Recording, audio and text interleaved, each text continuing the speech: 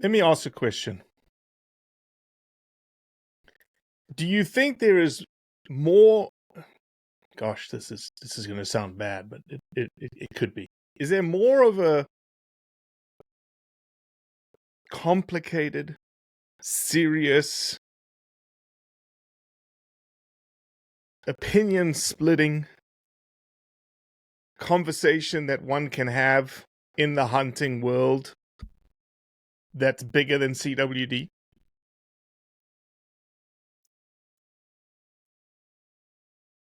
Is there... ask me one more time, Robbie. Go ahead. All right, let's start again. Move that microphone just a little bit away from your mouth because I can hear you breathing into it. Okay. There we go. Perfect. All right, we'll start again. This is certainly potentially has the opportunity to be a controversial podcast, but also a very informative podcast, because I'd like your opinion on this. Do you think that there is an issue in hunting that is more serious, has more conflicting opinions in it than CWD? Well, Robbie, I've been a hunter for a long time. Started when I was 12 years old, got my first bow, a bear grizzly recurve. And I would say if there's more controversy than CWD, it's just about hunting itself. But certainly the general public, because of the media exposure that's out there now regarding CWD, has been brought to the forefront how much of that reporting is real and how much is sensationalized is certainly up for debate. But it certainly is a major issue for everyone, not everyone in the hunting world, in the deer farming world, across not just the U.S., but obviously Canada and in Scandinavia as well. Gary, I've said in the past on podcasts around CWD that it potentially could be the first, if not the most important nail in the coffin that could sink whitetail deer hunting. And the reason I say that is if CWD, in terms of its, as you've already very well articulated, its sensationalism, because right now, again, it's the brain encephalopathy component of CWD and its potential cousin in the human world, which is mad cow disease, and the whole mad cow disease that happened in the United Kingdom in the 90s and 2000s. Yes, there's no evidence that has happened. There's no evidence that it will happen. There's no evidence that it'll jump over. But if that sensationalism continues, well, there's going to be a bunch of hunters that are like, wow, I'm not going to eat deer meat anymore. And if that happens, there's going to be a lot less management and population reduction and population control of white-tailed deer. That has a burgeoning population of around 30 million, 32 million, based on the latest, greatest scientific estimates. Thoughts? Agree completely. Part of my dream for what is happening with what we're creating here is an opportunity to change the way that CWD is managed, the way people look at CWD. I have a lot of my deer hunting friends that are older, couldn't care less. They really couldn't care less. They feel that, this has been around for a long time. Scrapies has been around for hundreds of years. There's no evidence of it crossing over to humans. I'm going to eat that meat. But you are right. And the more of that sensationalized material that comes out, the more frightened people become. And I know we'll eventually get to this, but it's part of the impetus and what has pushed me forward to try to create what it is that we're going to try to create here. Well, Gary Pusateri, welcome to the Blood Origins podcast. People can't see your name on the title here, but you've got Gary Pusateri M.D. Give us a little background, who you are, what you do, and then tell us what you have started. Well, first of all, thanks so much for having me here, Robbie. It's a pleasure. I've done a little watching of Robbie Kroger podcasts, and certainly. I'm sorry. I'm sorry you had to go through that pain and suffering. We are certainly of the same ilk, Robbie Kroger. So I grew up in the Chicago suburbs with a dad that had progressive blindness, but was an incredibly unselfish human being. My mom's family had some property up in Wisconsin that my grandmother would take us to starting from the time we could walk. So we got to explore the woods and see wildlife and appreciate that. My mom's family were hunters, and my dad was not a hunter for obvious reasons. But I was very fortunate that, as I mentioned, a very unselfish... Did he have anything against hunting? He did not. No, he just didn't know anything about it. I would say that. He never had any... Okay. There was never any anti-hunting sentiment in throughout his whole, Italian family, but that just never had any exposure to it. They grew up came over from Sicily, came to the United States. They, were a very, very hardworking blue collar group that never had the opportunity to have exposure, to hunting. My mom's family, on the other hand, started me pheasant hunting when I was old enough to, walk along next to everyone and experience that thrill. And then, as I mentioned, listening to all the stories about hunting and that incredible desire to experience that, and my dad and mom buying me my first bow when I was 12. Grew up, hunted up in central Wisconsin, bow hunted, didn't really do any rifle hunting until later in my life. I basically put myself through college, worked really hard for a very long time to be able to do that. I was fortunate, Robbie, that I knew what I wanted to do ever since I was a little kid. I wanted to be an MD. I wanted to be a physician. I wanted to help people. And because of my dad's visual problems, I wanted to be an eye doctor. I wanted to be an eye surgeon. And lo and behold, when I finally got into medical school and got into my senior year and started applying to my ophthalmologic residency programs, lo and behold, I wake up one morning and notice that I have a significant blind spot in my left eye. And dread as it was, I got diagnosed with the same eye disease that my dad has. And so that put that all behind me. I had to give up hunting and fishing for about 10 years to be able to get myself through school. Had a family while I was in school just to make it more of a challenge. But as soon as I was able to, I moved to the Northwoods in Wisconsin. My dad got his week off every year, and the unselfish guy that he was knew that we liked fishing, so he came up to far northern Wisconsin and fished for a week.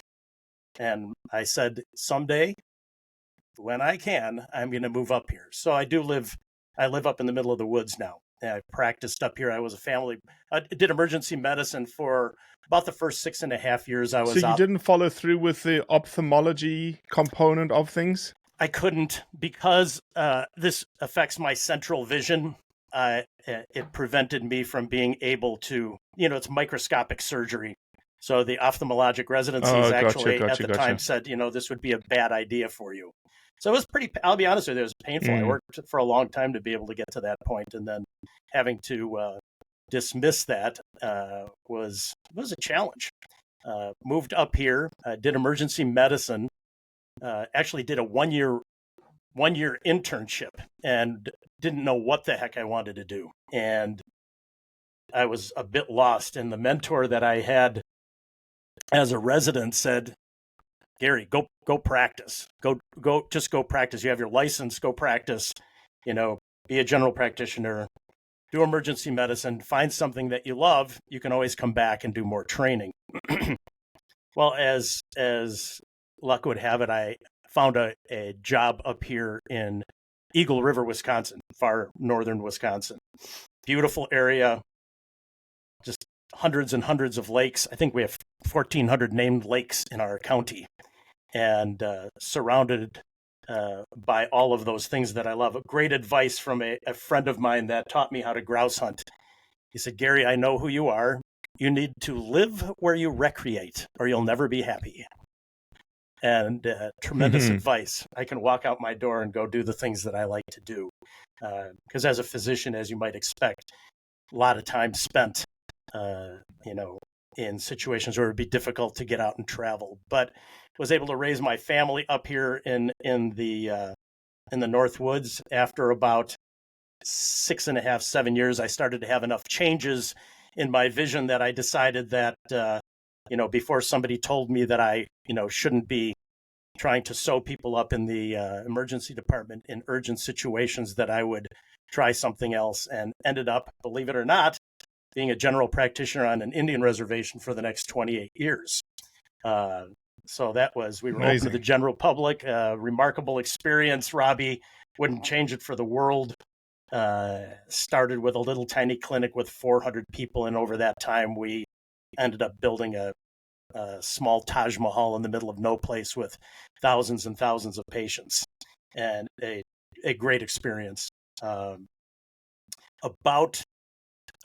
Probably 12 years ago, my brother contacted me and said, hey, I'm talking to a friend of mine who, he and his partner have made a pretty remarkable discovery here, and they're looking for a physician to partner with them.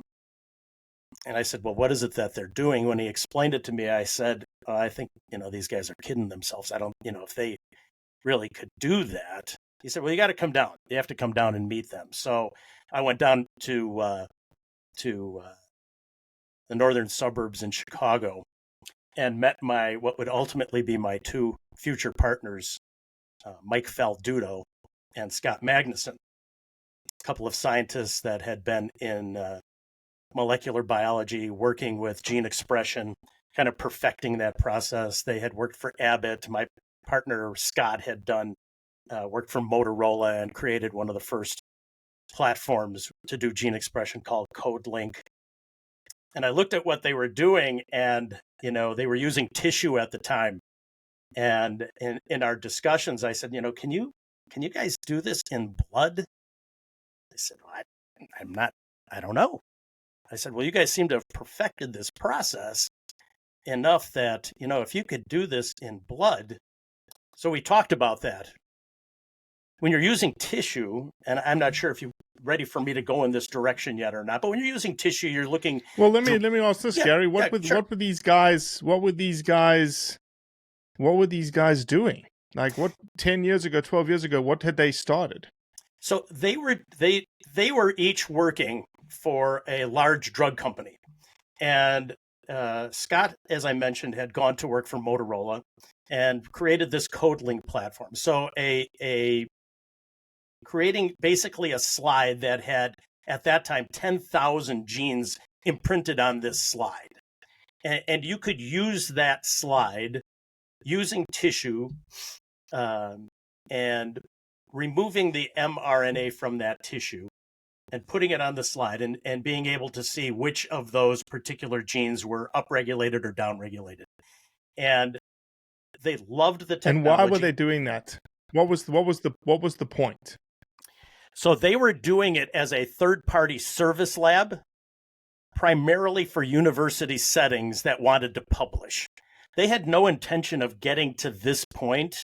They were doing, 2 or 3 samples for Mayo Clinic and 3 or 4 for University of Pittsburgh. And, actually, as the story goes, I think they were doing breast cancer for a number of different places, and they were all small samples. But what happened, Robbie, was in the process of doing that, you can't share your information with one university setting, what your findings are with another. But you can't help but know what all of those particular findings are. And in the process of doing that, they looked at a number of samples, and I believe it was breast cancer at the time. And they said, holy cow, let's go back and look at all of these combined. And what they found was that there was a set of genes that fell out if you looked at a number of samples that were very specific to that disease. In this case, it was breast cancer. And I said, well, do you think you can do that for other diseases? And they said, Gary, we really think we can do it for any disease. Go ahead, Robbie. I'm sorry. No, I'm interested. I'm just more curious in so your brother reached out and said, you need to go talk to these guys. Why did he say you need to go talk to these guys? Just because you're in the medical field and these guys were doing breast cancer stuff in the medical field? No, it's a better story than that. So what happened was my two partners are scientists. They were business guys.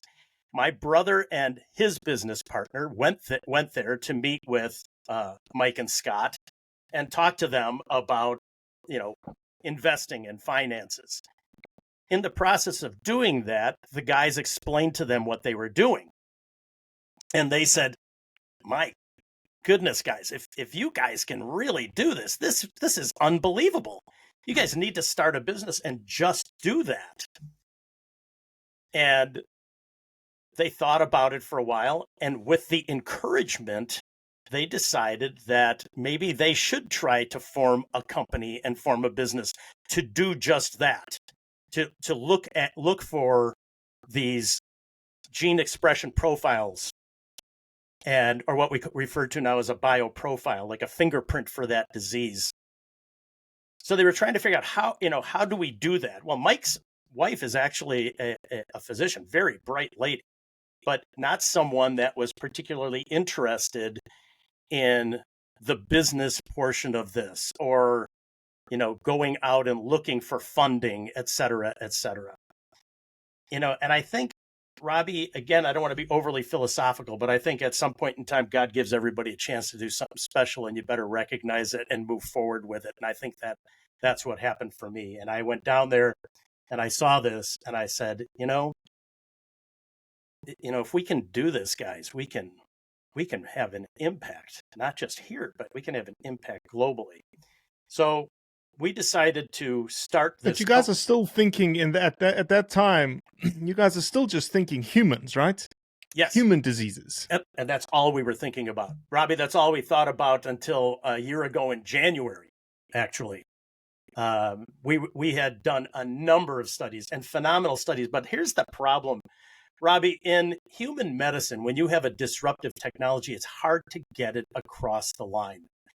I cannot tell you how many companies that I've talked to where I heard, if you guys could really do this, and we'd say, yeah, we can. Give us a chance. We've gotten it to a point where we're ready to go to clinical trial, but it's very, very, very difficult to get university settings, large hospital complexes, people that have their own science, to take that leap of faith across the line to change what they're currently doing to look at something like this. And I'll be honest with you, it was terribly frustrating because we have some phenomenal stuff, absolutely phenomenal stuff. But it's kind of a great story because a year ago in January, I got a call. I'm very fortunate. I was able to buy some land in Buffalo County, Wisconsin, about 20 years ago. I don't know if you're familiar with that area, but it's one of the top trophy producing counties for whitetails on the planet. Okay. Every part of Buffalo County is about deer hunting. Became very good friends with a lot of hunters and outfitters over there. A year ago, January, I got a call from a friend of mine that's an outfitter that said, "Oh my goodness, Doc, they found CWD here, and the DNR wants to do some kind of crazy stuff. They're having a meeting tonight. Can you come to the meeting?" Well, I no sooner hung up and I got a call from another outfitter, and then I hung up. I got a call from. I'm getting calls from other hunters over there. Doc, can you come? Can you come? Can you come to this, town hall meeting? Well, I couldn't go over to the meeting, but I was able to listen online, and was just taken aback at the time what they thought a solution might be. And as I recall, Robbie, what the solution was going to be was they wanted to get an idea of what percentage of deer in Buffalo County may have chronic wasting disease. And they thought, well, let's have unlimited permits, weapon of choice, season open from September through February. Everybody turns in their deer, so that we can do ultimately biopsy and see how many deer have CWD. Well, that sounded like an absolute nightmare to me. I went to bed that night, could hardly sleep. And then I woke up at about 2:30 in the morning and went and said, "Oh my goodness." And my wife said, "Are you having the big one here? Are you all right? What's wrong?" I said, "Oh my God, Kate, we can create a test in live deer to diagnose chronic wasting disease." So I immediately started calling my partners who at 2:30 in the morning were still sleeping. About 4:30, 5 o'clock, I got called back and talked to my partner, Mike Falduto, about this, explained the situation. And I said, "We can do this, right?" And he said, "Geez, Garrett, it should be a slam dunk. I can't imagine that we can't." And then the journey began. And it has been, quite an adventure. We were encouraged to separate human disease from animal disease. We actually started a different company, a subsidiary of the original corporation, and talked to a lot of hunters who referred me to some deer farmers. So the deer farming industry in the United States is significant in the US and Canada. There's, I don't know, somewhere between 900,000 and 1 million cervids behind high fence. And if Robbie Kroger owns a deer farm and one of his deer gets CWD, he's put in quarantine and ultimately set up for depopulation because you had a deer with chronic wasting disease, so they're going to kill all your deer. So I got introduced to a number of deer farmers and ultimately very fortunate to meet the executive director of the North American Deer Farming Association, a guy named Sean Schaefer, who's been just remarkably helpful with helping us move forward. So let me ask this question. Obviously, I know the science, and I know the science tied to CWD, and the science definitively proves that CWD is coming from not all. Not let me back up. Not all, but CWD does have originations out of these deer breeding, deer farming facilities, and understandably, the drastic measures to reduce that possible spread, in my mind, is understandable. Now, obviously, from an economic perspective, it's horrendous from the deer farming, deer breeding industry. So you feel like you have a technique to sample deer live and prove whether or not they have CWD or not. Yes. Is that true? That is true. That is the goal of what we're trying to do. We actually got an opportunity to meet with, I had an opportunity to present our technology to the USDA. And fortunately, they are working, allowing us to work with them, I guess you'd say, on a longitudinal study. So the goal here, Robbie, isn't just to say this whitetail deer has chronic wasting disease or not, but we really believe that over time we'll be able to stage that disease. And by staging that disease, What do you mean stage that disease? We will be able to find it at its earliest stages. So let's talk about in humans, cancer. So Yeah, if you because get diagnosed with, CWD just doesn't. How does it come to? How does it come to be? Right? It just doesn't just all of a sudden. Deer day 1 doesn't have it, or deer day 300 doesn't have it, and then day 301 all of a sudden that deer has CWD. Does anybody know what that process looks like? they don't. I've questioned that myself, Robbie, over and over again. Where is it coming from? How does this happen? I mean, I've talked to so many scientists. I have scientists that tell me they don't even think it's the prion, for crying out loud. There's so much misinformation and misunderstanding about the disease process itself. There's no question that, for example, if with the USDA, if they inoculate a deer with CWD, that deer will be positive. And it doesn't take terribly long for that deer to become positive. Now, is it going to take that deer 3 months or 2 years before it dies? It's universally fatal disease. Is it going to take 90 days, or is it going to take 2 years? Whatever, the deer What do is you mean going to it's die. universally? I didn't think it was universally fatal. I've heard of deer surviving CWD and potentially having immunity to CWD. I have not heard of deer Is that having. false? Well, I don't know that. Well, is that a? It could be false. It could be false. I think the best answer is Somebody might have sold me up a creek. Well, here's what I'll tell you. I don't think that deer are immune. There are deer that are immune. I think there are deer that are resistant to CWD. How's that? Good clarification. Good Okay. rhetoric clarification. I believe for that sure. that would be an accurate way to say that, Robbie, is that there are deer, and there's lots of effort from scientists. Doc down in Texas is working really hard at a specific codon within the deer genome to try to breed those deer that are more resistant to CWD.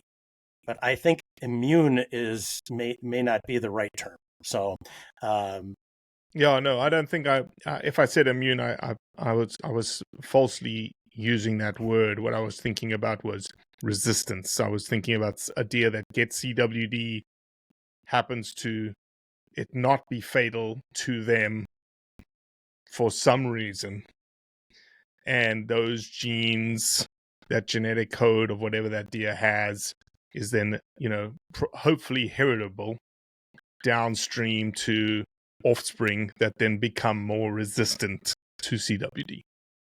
Yes, I think that's a fair statement. Yes, and I think that's what ultimately the Dr. Seabury down in Texas, I think that's his goal, and he's working really hard. He's working with USDA. He's working with deer farmers, to try to find the appropriate codons within a genome that will produce resistance that can be heritable, as you just said.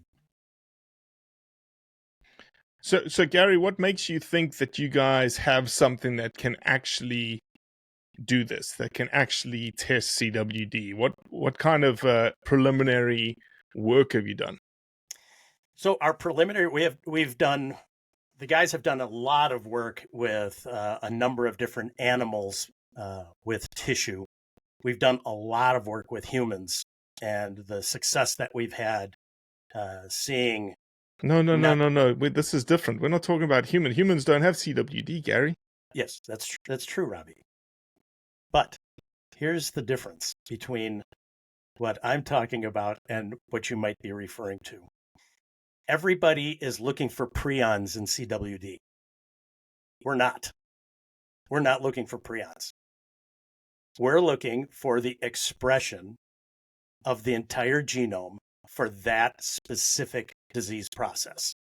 And the fact that we have done that repeatedly in a number of different disease processes, not based on an infectious agent, not based on an immune response.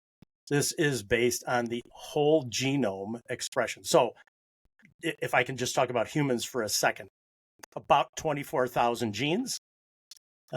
When we do a study, we'll start with the blackest blacks and the whitest whites. So we'll start with stage 4 cancer. Okay. And we'll look at people that we're absolutely convinced don't have cancer. And what we do is we'll look at those 2 gene expressions and with multiple patients.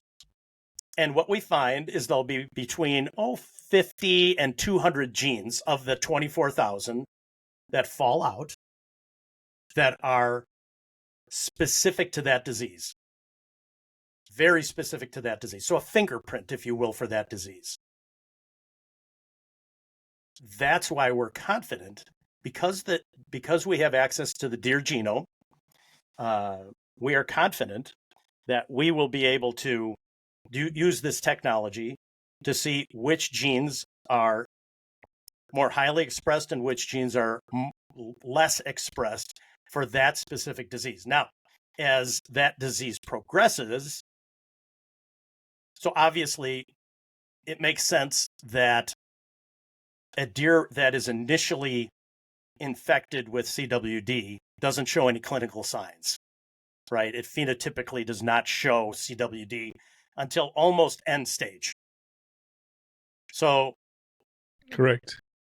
You don't need a test from me to tell somebody that he's got end stage disease. I mean, that deer is sick as heck and he's going to die. What we need for our test to do is find that earlier, find it much earlier. Mm-hmm. And so that's why we're doing this test with USDA called a longitudinal study. I'm sure you know what that is. So they inoculate deer. We have blood from those deer before they're inoculated, and then every 3 months.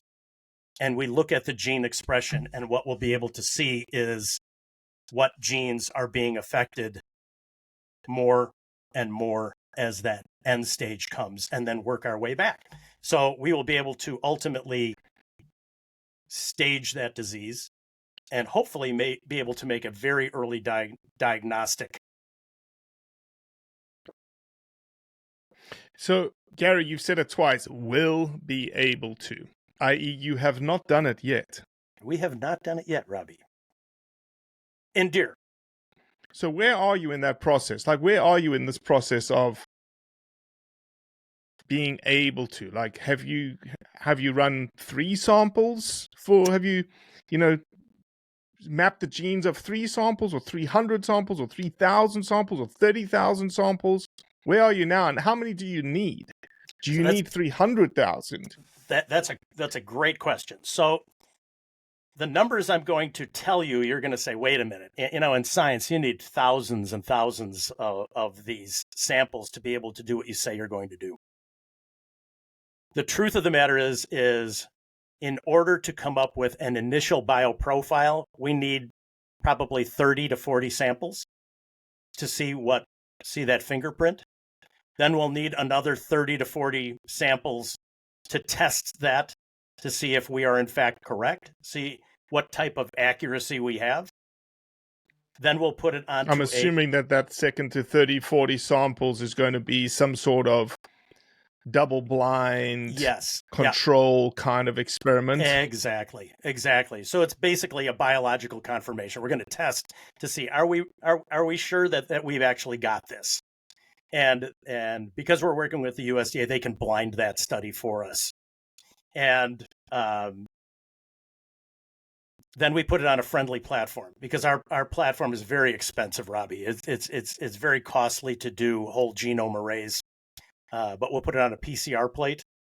That's, as I'm sure you're aware, it's much more chronologically. It's, turnaround time is hours rather than weeks, and the cost is a fraction of what it costs for us to do discovery. But we've got to do the original on the whole genome array in order for us to do discovery. So our rate limiting steps right now are we have 7 positive samples right now. The hardest thing is for us to get absolutely known positives. We have 7 deer that had clinical CWD, that blood was drawn before they were euthanized, and then they were biopsied for confirmation that they in fact had CWD. We probably need, with another 10 or 15 studies, I'll be able to tell you whether or not this is going to work. 10 to 15 samples will be able to tell you whether or not it's going to work. We've already created the array. We have the array to work with. And it's literally, if I had everything in my hand right now, 3 months from now, I could tell you whether or not it's going to work. 6 months from now, I could start moving it onto a PCR plate. And within a year, we could be offering tests. But why aren't you reaching out to, if it's the confirmation of CWD that you have an issue with, why don't you reach out to those states that are collecting samples right now, like Mississippi, Arkansas, Wisconsin, in your backyard? I'm sure there's hundreds of CWD positive deer that are being confirmed that you could get a tissue sample from. So it has to be blood. Most of the tissue samples you're talking about it has to be blood. It has to be blood. Okay. I did not. Yes, okay. It has to be blood. Yeah, it has to be blood. So that's the advantage, right? Is that I can dart a deer and draw his blood, tag his ear, and off he goes. You'll get the test, or you can keep him in a pen for less than 24 hours to get the result at on the front end of this. The first test that we're creating is a blood test. So yeah, live deer, blood, lots and lots of positive deer are being collected. You're right, but those are post-mortem. mRNA is volatile. It doesn't last long after death. If you shot that deer and were able to get to that deer and draw its blood right away, hallelujah. And it has to go into a very specific tube. There's a vacutainer, a tube like when you go to your family doc and he draws a blood count or a basic metabolic panel. It goes into a tube called a vacutainer. But there's special material in that tube, Robbie, that maintains the integrity of the mRNA so that we can test it. Yeah, I'm just thinking out loud here, right? This is obviously very, very something that's definitely has a utility, potentially, again, if everything works according to plan, has a utility for deer farming and deer behind fences that you actively are working with. Yes. But there's lots of high fence areas that are just like low fence areas that have wild deer that you don't really work with. Well, we would certainly like. I'm just thinking logistically, how do you get blood?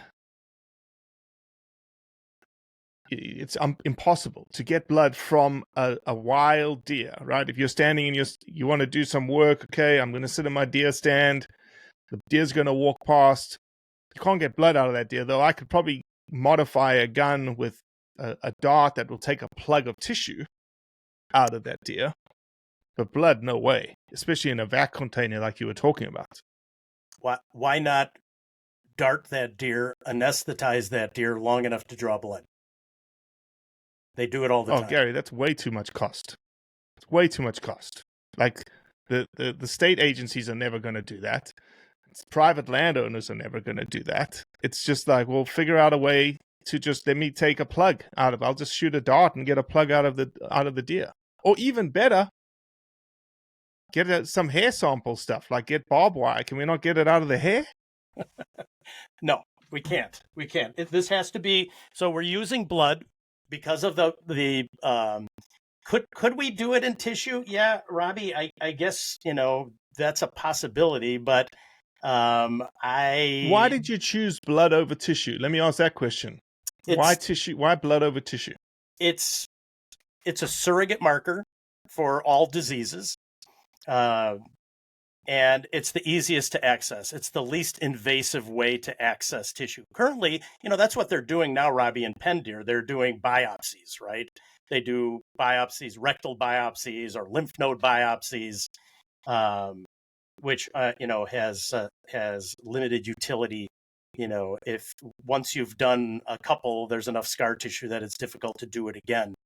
But I don't know. I've talked to some people from the DNR, and they felt that this would be not terribly unreasonable, and I don't know if they feel that's a whole lot better than going out and just plain killing. You're right. Is it going to cost less than the price of a bullet to kill 100 deer and then pull their brains out and look at it under a microscope? I suppose it costs less, but is that ultimately the way to do this? Look what they did in Norway. I mean, they killed an entire herd. My God, they killed 2,000 reindeer. In central Wisconsin, they tried annihilating the herd. All that did was create more CWD. They killed the resistant animals too. So, is it a financial I certainly issue? see the utility of it, right? And it's not just I see. Look, I see I see the utility of it. I see departments, state agencies, engaging a vet team or engaging into the CWD program, a mechanism by which they could dart deer, they could pull blood from some wild deer, set some sort of sampling protocol with some sort of stratified random sampling through counties that are more CWD prevalent than others. Obviously, that takes funding, but there is a bunch of CWD funding around right now. Yeah. So I can see it. And compared to, for example, now that didn't happen ultimately in Buffalo County, but if that plan had been followed through on, you can decimate a herd. You change the genetics of the herd. Go ahead. Yeah, for sure. You change things, and just thinking through exactly what I just said, I don't know how you even cover it, right? If you went out and sampled, the DNR went out and sampled 30 deer, and it turns out 20 of those deer are positive for CWD, yet you did not euthanize those deer in taking that sample. Well, now what do you do? Because you can't like identify those exact unless you ear tag them or you do something, right? Maybe an ear tag is a way forward. I think that you would something have to identify the deer. No, I agree with you. You would absolutely have to do something to identify them. And the thing is, Robbie, I mean, there are, if ultimately the goal here is to sample 100 deer, and you take 100 deer and you anesthetize those deer, you sedate those deer and hold those deer for less than 24 hours in a pen or whatever it is that you're going to do before you release them back into the wild, because you'll have your result that quick.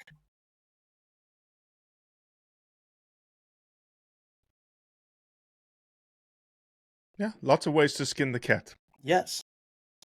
The desire has to be there to do that, as opposed to just killing the deer. I think that's a terrible solution. If the deer has CWD, okay, let's remove those deer from the herd that have CWD. But if I go and I sedate 100 deer and it turns out that one of them has CWD and I remove that deer from the herd, there's nothing but positive from that.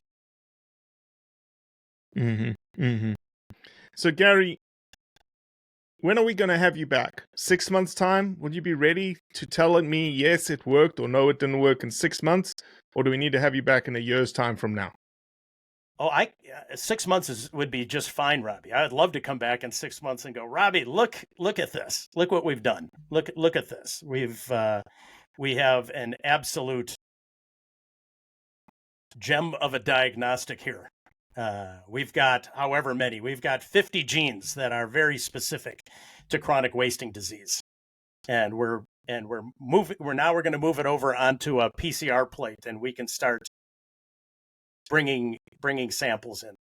Now, why are we working directly with the deer farmers? Well, that's a captive population. It's a perfect situation for us. No, I don't think anybody would question that. That just makes complete sense. That's the only way that you're actually moving this technology forward right now. Yeah. All right. So if people want to know more about this technology, what's the company's name? Where can they find information, Gary? Dream Genomics, DREAMGX.com. DreamGX.com. Go to the website, take a look, email me. Be more than happy to talk to anybody about this. We're excited about it. We're extremely confident that we'll be able to make this happen, and really hope that we can have a positive impact for whitetails. I love whitetails. And we're going to look, also I do, appreciate we'll also you, Gary. do I mule appreciate deer you and moose reaching too. out. So, yeah, for sure. Well, I appreciate you, man. And I really, I love these kinds of discussions. I'm a scientist. I geek out over stuff like this. And I love to have, I actually have never been in a position to have these kind of conversations early on in a technology. And so it's good to have this now. You've really are at ground zero right now with this idea.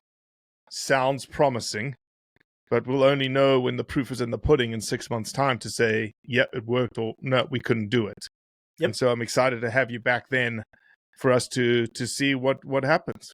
Well, terrific, Robbie. I sure appreciate the opportunity to speak with you today, and I really look forward to getting back with you in a few months here.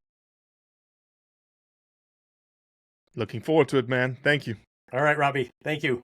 Bye now.